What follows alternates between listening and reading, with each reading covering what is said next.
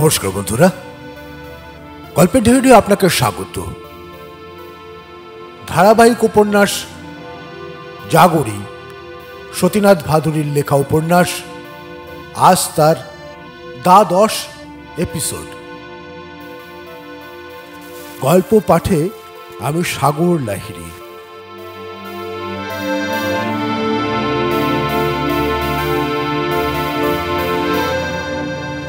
ধারাবাহিক উপন্যাস জাগরি, আজ তার 10 এপিসোড।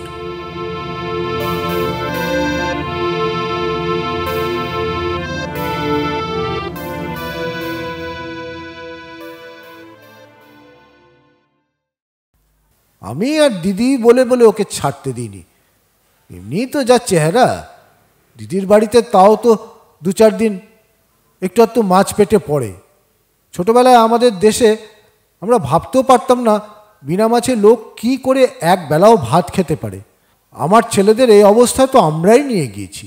তারা বাংলাদেশে থাকলোও না, সেখানকার কথা আচার ব্যবহার কিছু জানলোও না।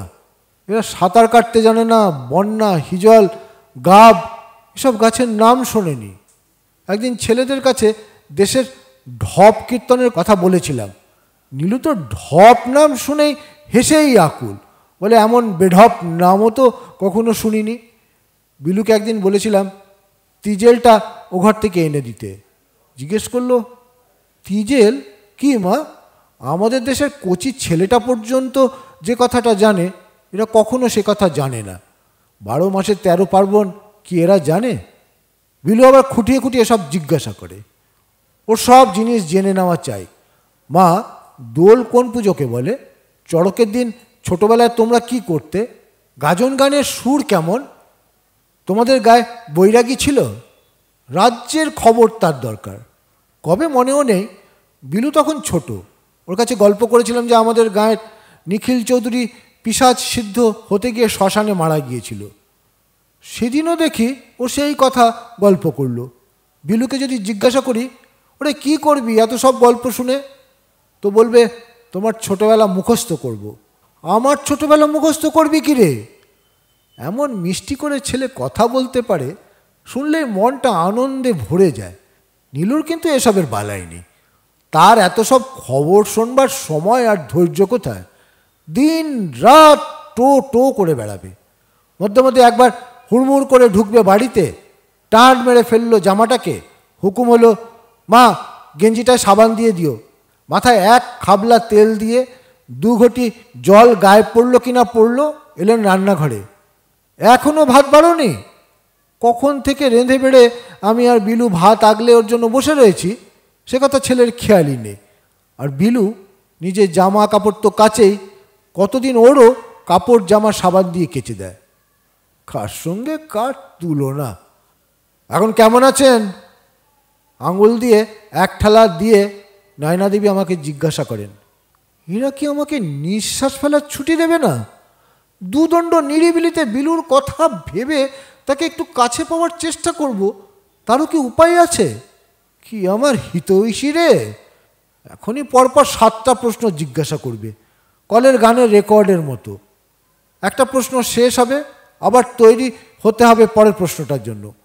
সে সময় যদি ঘরটাতে আগুন পর্যন্ত লেগে যায়, তাহলে ও নয়না দেবী ওর সেই বাধা প্রশ্নগুলো করতে ছাড়বে না। তোর দেখে মরে যাই। জবাব দি, হ্যাঁ গো হ্যাঁ, খুব ভালো আছি। গা বমিটা নেই, মাথা ধরা কমে গিয়েছে, গরম লাগছে না, পেটের মধ্যে জ্বালা করছে না, মুখের তেতো ভাবটা কমে গিয়েছে, কম্বল বিছানা ঝেড়ে দেওয়ার দরকার নেই। হয়েছে তো? আর আমার জন্য চিন্তা করতে হবে না। এখন গুটি গুটি গিয়ে নিজের বিছানায় ঠান্ডা হয়ে শোও। নয়না দেবী আমার উত্তর শুনে অবাক হয়ে গিয়েছে। বোধহয় ভাবছে যে মাথা খারাপ হলো নাকি। একটাও কথা না বলে ও নিজের বিছানার দিকে চলে গেল। ও কারো মুখ ঝামটা চুপ করে সইবার পাত্র নয়। ও আমার কথা নিয়ে একটা জটলা করবেই করবে, তা সে আজই হোক আর কালই হোক। এই তো দিন কয়েক আগে ওর মা ইন্টারভিউ এসেছিল। ও করেছে কি, সাবান, পেন্সিল, খাতা, মাখন, কিশমিশ আরও কত জেল থেকে পাওয়া টুকিটাকি জিনিস সব সঙ্গে করে নিয়ে গেছে জেল গেটে। মার সঙ্গে বাড়িতে পাঠিয়ে দেবে বলে। সেখানে সিআইডি আর জমাদার চেপে ধরেছে। প্রথমটা তাদের সঙ্গে ঝগড়া করেছে, বলেছে যে এসব আমার নিজের জিনিস, কেন বাইরে পাঠাতে দেবে না। তখন সিআইডি বলেছে যে আমার সঙ্গে আইন ফালাতে আসেন তো এসব জিনিস নিয়ে যেতে দেবো না, আর যদি নরম হয়ে আমাকে অনুরোধ করেন আর বলেন এসব জিনিস আমার বাড়ির জন্য দরকার, তাহলে আপনার মাকে এগুলো নিয়ে যেতে দিতে পারি। তখন নয়না দেবী তাতেই রাজি। গেটের জমাদারকে কিশমিশও খাওয়ানো হলো। দেখো দেখি কি অপমানটা হতে হলো। আর অপমানটা কি ওর একার? এতে তো আমাদের সকলকার মুখেই চুনকালি পড়ল। জমাদারনি এসে সব কথা আমাদের ওয়ার্ডে বলে দিল। বহুরিয়াজি একটু মুখফোড় গোছের লোক। তিনি যেই না একটু নয়না দেবীকে বলতে গিয়েছেন, আর যাবে কোথায়, একেবারে আগুন লেগে গেল। সে কি হই হই রই রই কাণ্ড! বহুরিয়াজিকে এই মারে তো এই মারে। এখানে নরম মাটি পেয়েছ কি না? সিআইডির সম্মুখে সব তেজ ছিল কোথায়? তারপর দিন 15 ধরে চলল ওতে, আর বহুরিয়াজির দলে কুকুর কুণ্ডলী। ও তো একাই 100। কোথায় কি বিষ, কি ঝাঁজ! সেই বলে না, মোষের শিং বাঁকা, বোঝার সময় একা। ও একাই সকলকে ঝগড়া করে ঠান্ডা করে দিয়েছিল। কি জানি আবার আমার পেছনে লেগে কি করবে। করবে তো করবে, যা মনে হয় করুক গিয়ে। মরার বাড়া আবার গাল আছে নাকি? ভগবান আমাকে যে দুঃখ দিলেন তার চেয়ে বেশি ও আমায় কি করবে? সব জিনিসের সীমা আছে, আর লোকের দুঃখের কি সীমা নেই? এমনি তো বিলুর কথা ভেবে আমার রক্ত জল হয়ে আসে। তার উপর চামাইন জমাদারনি একদিন আমাকে বলল, বাঙালি মাইজি, তোমার ছেলের সাজা নাকি সরকার বাহাদুর ইচ্ছে করে দেয়নি, তোমারই আর এক ছেলে নাকি সাক্ষী দিয়ে এই সাজা করিয়েছে। বলে কি? আমি ঠক ঠক করে কেঁপে মরি। জিজ্ঞাসা করলাম, কে বলল তোকে? সে জবাব দিল, নয়না দেবী একদিন আমায় বলেছিল যে এরকম একটা কথা শুনছি। বাইরে ওয়ার্ডারদের কাছে জিজ্ঞাসা করে ঠিক ব্যাপারটা কি জেনে নিস তো। বাইরে জিজ্ঞাসা করে আমি জানতে পারলাম নয়না দেবী যা বলেছিলেন তা সত্যি। নয়না দেবীরা তোমার কাছে বলতে বারণ করেছিল মাইজি, কিন্তু আমি ভাবলাম যে তোমার বাড়ির কথা সকলে জানবে, সকলে বলা বলি করবে, আর তুমি জানবে না, তা কি হয়? আমারও তো ধারাম আছে। আচ্ছা মাইজি, তোমার ছেলেতে ছেলেতে ঝগড়া আছে নাকি? আমার 2 ভাইও একবার কাঁঠাল গাছ নিয়ে মাথা ফাটাফাটি করেছিল। তাই নিয়ে কত থানা, পুলিশ, মুঠো মুঠো টাকা খরচ হয়েছিল। 17 টাকা নিয়ে তারপর দারোগা সাহেব মোকদ্দমা তুলে নেন। তোমাদের কি মাইজি অনেক জোত জমি মবেশি আছে নাকি? সে ছেলে গান্ধীজিতে নাম লেখায়নি বুঝি? কার্পেটে যে ভগবান কি সন্তান দেন কেউ বলতে পারে না। শুনে তো আমার বুক শুকিয়ে গেল। বললাম, যত সব মিথ্যে রটাচ্ছিস, তোর নামে আমি রিপোর্ট করব। সে বলে, মাইজি, আমি তো ভালো ভেবেই তোমাকে বলেছিলাম, হতে পারে মিথ্যে, আমি তো যা শুনেছি তাই বলেছি, একটা কথাও আমার মন গড়া নয়। রিপোর্ট করো না মাইজি তুমি। আমার পুরুষ 3 বছর থেকে পক্ষাঘাত হয়ে পড়ে আছে। আমার রোজগার থেকেই ছেলেপিলেরা দুমুঠো খেতে পায়। আমি তাকে বলি, আচ্ছা হয়েছে, যা যা, আর খবরদার এমন কথা আমার কাছে বলিস না। সে তো চলে গেল, কিন্তু তারপর থেকে আমার মনের মধ্যে তোলপাড় চলেছে। এত মিথ্যাও লোকে বলতে পারে? নিজের পড়া দাদা বিলু ছোট্ট নীলুকে গাল টিপে টিপে আদর করছে। নীলু নীলু পিলু পিল্লু। সেই নীলু দেবে বিলুর বিরুদ্ধে সাক্ষী? এ তো আমি মরে গেলেও বিশ্বাস করতে পারি না। নীলু গোয়ার, নীলু অবুঝ, নীলু খামখেয়ালি, সব ঠিক, কিন্তু সে যে দাদান্ত প্রাণ। নীলু কি কখনো এমন করতে পারে? সেই দিন থেকে যখনই কথাটা ভাবি আমার বুকের রক্ত হিম হয়ে আসে। যদি খবরটা সত্যি হয়। জেলে গেটে সেদিন ওর সঙ্গে ইন্টারভিউ ছিল। সুপারিনটেন্ডেন্ট মধ্যে মধ্যে খাতির করে আমাকে দেখাশোনা করতে দেয়। সেদিন ভাবলাম যে তার কাছে একবার কথাটা জিজ্ঞাসা করে দেখি তিনি কিছু জানেন কি না। তারপর মনে হলো, থাক, এ কথা কি জিজ্ঞাসা করা যায়? তিনি যদি বলেন নীলুর বিরুদ্ধে এমন কথা তুমিও বিশ্বাস করো, আর ধরো যদি কথাটা সত্যি হয়, এমনি তো তার চেহারা দেখেই বুঝতে পারলাম যে তার মনের মধ্যে দিয়ে কি ঝড় বয়ে চলেছে। আমার মনে কি চলেছে তা তো আমি জানি, তাই দিয়ে তো মনের অবস্থাটা কিছু আঁচ করতে পারি। তার উপর লক্ষ্য করলাম যে উনি আমার মুখের দিকে তাকাতে পারছেন না। শেষকালে 7-5 ভেবে আর কথাটা জিজ্ঞাসা করা হলো না, মুখের কথা মুখেই থেকে গেল। সিআইডি বলল, এবার তাহলে উঠুন, সময় হয়ে গিয়েছে। ঘুরে ফিরে কেবল ওই কথাটা মনে পড়ে, নীলু কি কখনো এমন কাজ করতে পারে? ও যে দাদা বলতে অজ্ঞান, ছোটবেলা থেকেই দাদা যা করবে তা ওরও করা চাই। নীলুকে যে আমি বিলুর থেকে আলাদা করে ভাবতেই পারি না। নীলু বদরাগী, কখন বাইরে কি কাণ্ড করে বসে তাই ভেবে তো আমি তটস্থ হয়ে থাকি, কিন্তু সব সময় মনের মধ্যে ভরসা থাকে যে ওর দাদা আছে, ওকে সামলে নেবে। ও যখন জেলে গিয়েছিল তখনও মনের মধ্যে ওই ভরসাই ছিল। ছোটবেলায় কেউ নীলুকে কিছু বললেই ও দাদার কাছে নালিশ করতো, দাদা দেখো না। সেই ছোটবেলা নীলু আর বিলু হেডমাস্টারের কোয়ার্টারের আম গাছটার নিচে খেলা করছে। হামিদ দপ্তরি গেটের মধ্যে ঢুকলো, ঢুকেই দূর থেকে কুর্নিশ করার মতো আদাব করলো আর বলল, আদাব নীলু বাবু, একটা বুড়িয়া মেমের সঙ্গে তোমার শাদি দেবো। কাল আমাকে একটা বুড়িয়া মেম বলেছিল যে নীলু বাবুকে ছাড়া আর কারোর সঙ্গে শাদি করবে না। দাদা দেখো না আমাকে কী সব বলছে। বিলু নীলুকে বোঝালো, সত্যি তো আর নয়, ও তো খ্যাপাচ্ছে। বুড়ি মেম আবার বিয়ে করে নাকি? নীলু বলে, না, ও বলবে কেন, দপ্তরি বলে চলে। বুড়িয়া মেমটার অল্প অল্প গোঁপ আছে। আমাকেই বলেছিল প্রথমে শাদি করবে, তা আমি বললাম যার দাড়ি নেই তাকে আমি বিয়ে করি না। তখন সে বলল যে তাহলে আমাকে নীলু বাবুর সঙ্গে বিয়ে দিয়ে দাও। দাদা দেখো না। নীলু কান্নাকাটি আরম্ভ করলো। বিলু তাকে বোঝাতে বোঝাতে আমার কাছে নিয়ে এলো। বোকা ছেলে কোথাকার, খ্যাপালে বুঝি কাঁদতে হয়? তাহলে যত কাঁদবে তত খ্যাপাবে। তারপর বিলু আমার কাছে গল্প করে। নীলুটা একটুও বোঝে না, আমি যত বোঝাই তত কাঁদতে আরম্ভ করে। যেই বিলুকে বলি তুমি হলে ওর দাদা, তুমি না বোঝালে ওকে আর কে বোঝাবে বলো? অমনি বিলু ভারী খুশি, দাদাগিরির দায়িত্ব তো কম নয়। বিলু নীলুকে চোখে চোখে রাখত। দিন কতক নীলুর শখ হলো কলকে ফুলের বিচি নিয়ে খেলা। তাকে এদেশে কানেল না কি খেলা যেন বলে। বিলুকে বলি, বিলু দেখিস তো বাবা, নীলুর ওপর নজর রাখিস, আমার বড় ভয় করে। নীলু আবার কোনোদিন কলকে ফুলের বিচি টিচি না খেয়ে ফেলে। ও বিচি বিষ জানিস তো? বিলু পণ্ডিতের মতো বলে, সে আর বলতে হবে না আমাকে। এই তো সেদিন নীলুরা ভেরেন্ডার বিচি জড়ো করেছিল খাবে বলে। ওরা বলেছিল যে ওই বিচিগুলোর নাম হিন্দুস্তানি বাদাম। আমি তো ওদের খেতে দিইনি। সত্যি ছোটবেলায় বিলু নীলুকে এক দণ্ড চোখের আড়াল করতো না। ও তখন কত ছোট। নীলুর জামার বোতাম লাগিয়ে দেওয়া, জুতোর ফিতে বেঁধে দেওয়া সব নিজ হাতে করেছে। সেই নীলু কখনো বিলুর বিরুদ্ধে যেতে পারে? আর যদি গিয়েও থাকে তাহলে স্বেচ্ছায় কখনোই যায়নি। পুলিশের জুলুমে হয়তো গিয়েছে। ও দারোগা সব করতে পারে। হয়তো কত অত্যাচার করেছে নীলুর ওপর।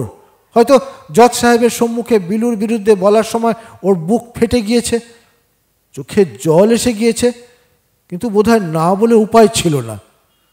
না, নীলুর সাক্ষী দেওয়া একে একটা বিশ্বাসের মতো কথা। কিসের থেকে কি শুনেছে জামাইন জামাদারনি, আর তাই 7 খান করে এসে লাগিয়েছে। নীলু যদি তাই করে থাকে তাহলে ও ছেলের আর আমি মুখ দেখব? যেখানে 2 চোখ চাই সেখানে চলে যাব। আমার মন বলছে যে এমন হতেই পারে না। আর মায়ের মন কি কখনো ভুল বলে? সেই কপিল দেবের বিয়ের সময় বিলু নীলু গিয়েছিল ওদের বাড়িতে। আমার ইচ্ছে নয় যে ওরা যায় সেখানে, তখন ওরা ছোট, আবার গিয়ে অসুখ বিসুখে পড়বে। ওদের বাড়ির আচার ব্যবহার জানা নেই, কী করতে কী করে বসবে। কিন্তু যেদিন থেকে দহিভাত গ্রামের নাপিত হলুদ মাখানো সুপারি ওদের হাতে দিয়ে গিয়েছে, সেদিন থেকে ওরা বায়না ধরল যে ওরা বিয়েতে যাবে। কপিল দেবের বাবা তখন বেঁচে। তিনি একদিন এসে গরুর গাড়ি করে ছেলেদের নিয়ে গেলেন। সেখানে গিয়ে 8-10 দিনের বেশি ছিল না, কিন্তু কী যে শিক্ষা সে দেশের, ওই কদিনের মধ্যে যা সব গান শিখে এসেছিল। উঠোনের একদিকে বসেছে নীলু আর একদিকে বিলু, দুজনের সম্মুখে একটা করে পুরনো বিস্কুটের টিন আর হাতে একটা করে কাঠি, তাই দিয়ে টিনটা বাজাচ্ছে। নীলু বলল, এবার কিন্তু দাদা বকরিকে 5 টেংটা আর বাজাবো না, তাকাইকে তাকাদুম মাকাইকে লাওয়াটাও নয়, এবার বিয়ের সময়ের গানটা হবে। দুজনে বাজাতে লাগলো। বিলু গাইছে, কপিল দেবকে 5 বিয়া ছট মা চুমৌ না। বিলু বরপক্ষ, আর উঠোনের অন্য কোণ থেকে কন্যাপক্ষ নীলু পাল্টা জবাব দিচ্ছে, বাজাতে যাও ধাই ধাই কপিল দেবকে বহুকে ছটমা সাই। খুব বকলাম ওদের, এসব ছাইবর্ষ ছোট লোকদের গান ভদ্রলোকের ছেলেরা গায় নাকি? বিলু একেবারে অপ্রস্তুত হয়ে গিয়েছে। নীলু বলে, দহি ভাতে তো সহদেওর বাড়ির সব ছেলে মেয়েরা গায় ওই গান, তারা ভদ্রলোক না বুঝে? আমি জানি যে নীলুকে যে কাজ বারণ করবে ও ছেলে সে কাজ তত বেশি করবে। বিলু তো আমার কথা বুঝেছে। এখন ও থেমে গেলে একা নীলু আর কতক্ষণ চালাবে? ওর তো আছে কেবল নকল নবিশি।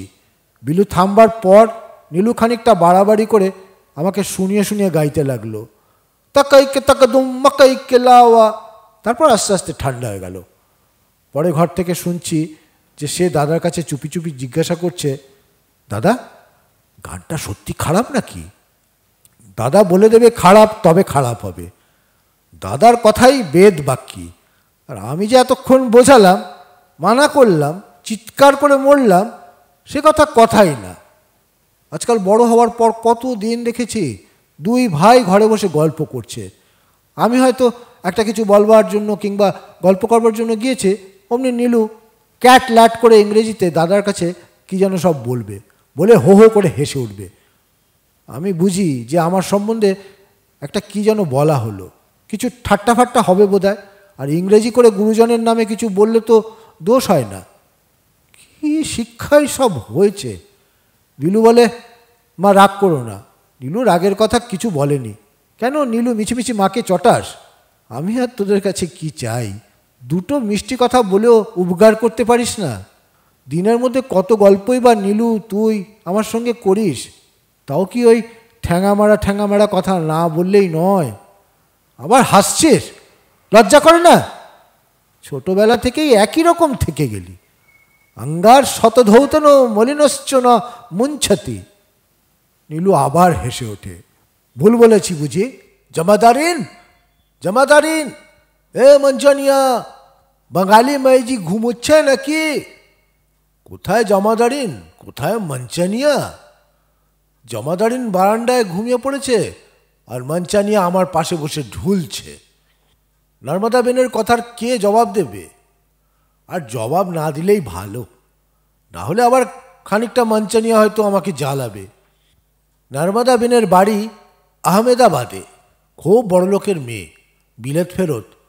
হাব ভাব ও পোশাকটি ছাড়া বাকি সব মেম সাহেবদের মতো। মহাত্মাজির আদরের শিষ্যাদের মধ্যে তিনি একজন। গায়ের রং ফুটফুটে ফর্সা, পরনে খদ্দরের শাড়ি। জামশেদপুরের মজুরদের সেবার জন্য বিহারে এসেছিলেন, সেখান থেকে গ্রেপ্তার হন। আমাদের ওয়ার্ডের সম্মুখেই আছে একটি ছোট ঘর। আগে ঘরখানি আতুর ঘরের জন্য কিংবা কারো ছোঁয়াচে রোগ হলে তাকে আলাদা রাখবার জন্য ব্যবহার করা হতো। নর্মদা বেন ইংরেজিতে কথা বলেন, কাজেই সুপারিনটেন্ডেন্টের সঙ্গে ওর খুব আলাপ। তাকে বলে ওই ঘরটায় চলে গিয়েছে, সেখানে একলাই থাকে। বড়লোকের মেয়ে, এখানে আমাদের সকলের সঙ্গে একসঙ্গে থাকতে ওর একটু অসুবিধা হচ্ছিল। ঘরখানাকে খুব সাজিয়েছে, কত পর্দা, কত টেবিল ক্লথ, চারিদিকে ফুলের বাগান করেছে। দিন রাত্রি সেই বাগানে টুকটাক কাজ করছে। প্রত্যহ কত ফুল আমাকে দিয়ে যায়। এখনও মাথার কাছে রয়েছে ওড়ি দেওয়া একটা কাঁচের ঘটির মধ্যে কত ফুল। ফুলগুলো যেন কাগজের ফুলের মতো দেখতে, একটুও গন্ধ নেই। বিলু থাকলে নিশ্চয়ই নাম বলে দিত। আশ্রমে বিলু কত যে ফুলের গাছ পুঁতেছিল, তার কি ঠিক আছে? যে কোনো নতুন মরশুমি ফুল ফুটবে, আমাকে সে ফুলের নাম শোনানো ওর চাই চাই। আমার কি চাই অত ইংরেজি নাম মনে থাকে? নর্মদা বেনের বিলুরি মতো ফুলের শখ বলে তাকে আমার খুব ভালো লাগে, কিন্তু সে আমাকে এত ফুল দেয়, আমি ফুলের মর্ম কি বুঝি? এ তো কেবল বেনাবনে মুক্ত ছড়ানো। বিলুকে যদি রোজ সেলে কিছু ফুল পাঠাতে পারত, তবে তো বুঝতাম তোমার ইংরেজি জোর। নর্মদাবেন সাহেবকে বললে সাহেব নিশ্চয় প্রত্যহ সেলে ফুল পাঠাবার অনুমতি দিত।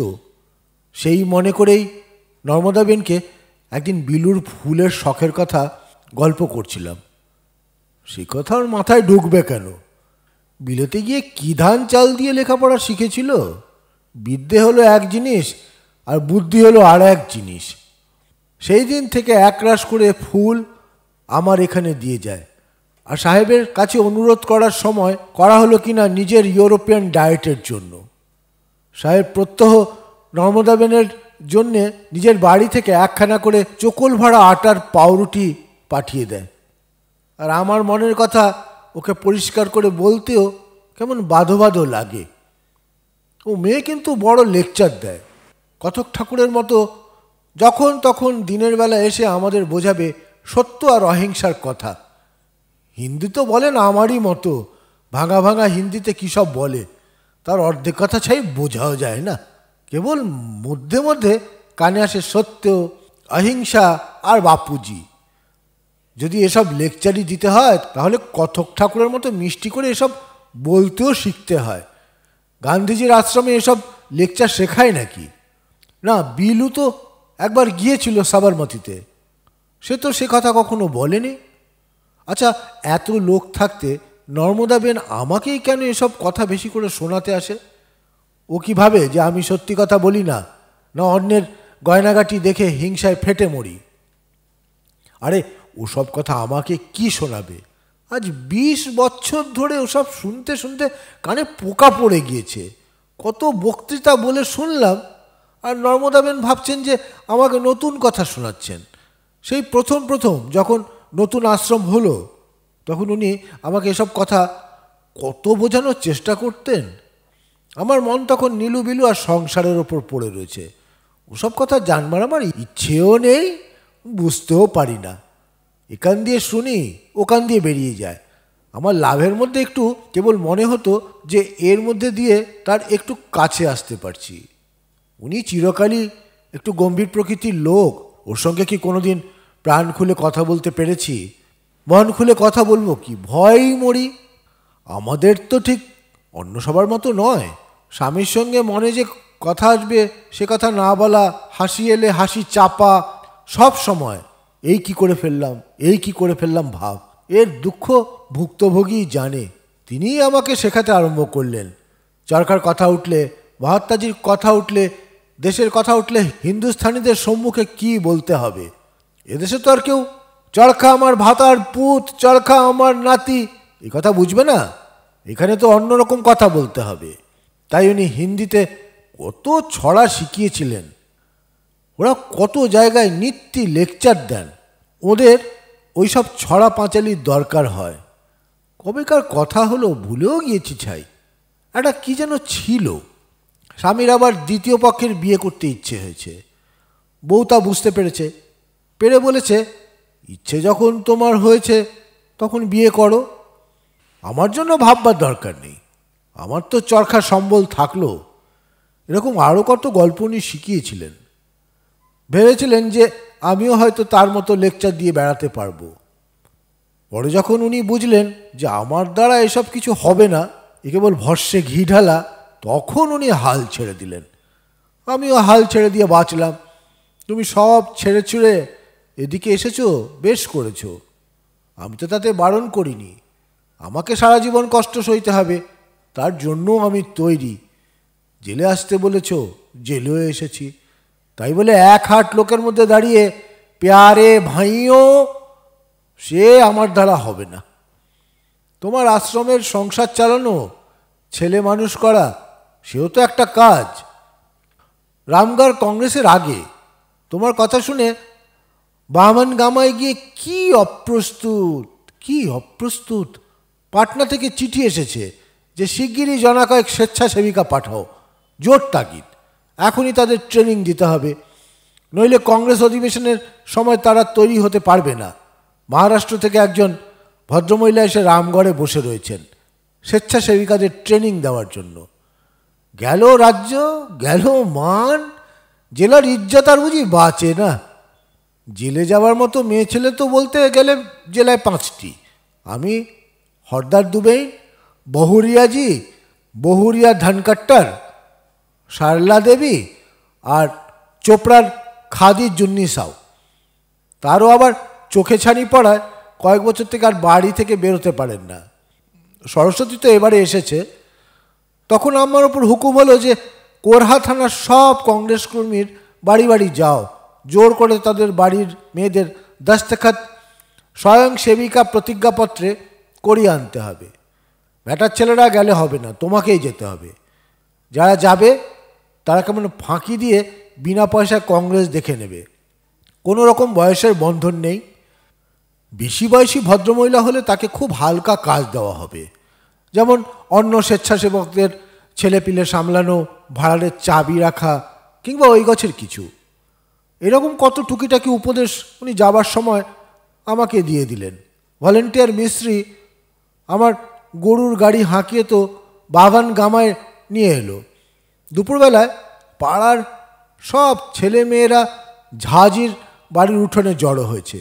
আমি তাদের সঙ্গে গল্প করছি, কংগ্রেস স্বেচ্ছাসেবিকা হওয়ার কথা, কত রকম কথা সবাই আমাকে জিজ্ঞাসা করছে। জুতো না পরলে চলবে কি না, ঘোড়ায় চড়তে হবে কি না, সিঁদুর লাগানো আর এতোয়ার করা বারণ কি না, আরও কত অবান্তর প্রশ্ন। তারপর জনা কয়েক রাজি হলো, অবশ্যই যদি তাদের বেটা ছেলেদের আপত্তি না থাকে সেই শর্তে। আবার ছুটলাম বাড়ির কর্তাদের কাছে। সকলের সঙ্গে মোটামুটি জানাশোনা আগে থেকেই ছিল।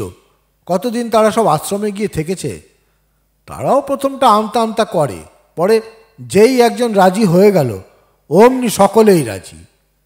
আমি যখন প্রতিজ্ঞাপত্রগুলো নিয়ে আবার গেলাম বাড়ির ভেতর, সেগুলিতে দস্তখত করানোর জন্য কালি এলো, কলম এলো, কয়েকজনের দস্তখত টিপসই হলো। ঝাঁঝির মেয়ে শকুন্তলা ফর্মে দস্তখত করবার আগে কাগজখানা জোরে জোরে পড়ল, मैं देश के वास्ते हर तरह की कुर्बानी के लिए तैयार हूँ। হ্যাঁ, কুরবানি কি? এটা তো ঠিক বুঝলাম না। হ্যাঁ বাঙালি মাই, দেশের জন্য সব রকমের কুরবানি করব, এ কথাটা লিখে নেওয়া কি তোমার ঠিক হলো? প্রথমে সবাই ছিল নরম। বেল গারামিয়ার নানি প্রথমটা একটু চোটে আমাকে বলল, আমরা অত শত মহাত্মাজি ফাতমাজি বুঝি না। এ তোমার কেমন ব্যবহার? তোমরা মুসলমান হতে চাও, হবে না। আমাদের জাত নিয়ে টানাটানি কেন?